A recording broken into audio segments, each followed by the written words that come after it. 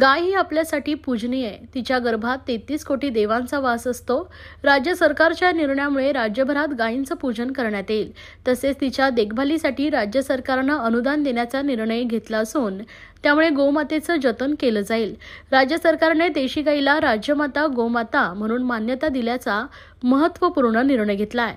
याबद्दल राजस्थान प्रगती मंडळाचे अध्यक्ष राकेश मोदी यांनी मुख्यमंत्री एकनाथ शिंदे, उपमुख्यमंत्री देवेंद्र फडणवीस आणि उपमुख्यमंत्री अजितदादा पवार यांचे मनपूर्वक आभार मानले।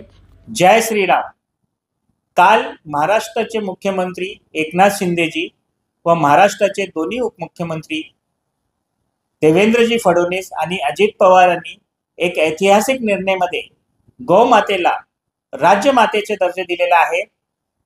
देशातली ही पहिली सरकार आहे ज्यांनी हा ऐतिहासिक फैसला घेतलेला आहे।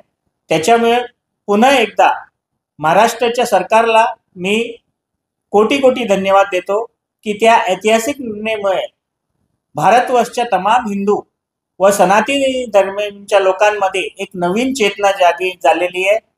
पुनश्च धन्यवाद। जय हिंद।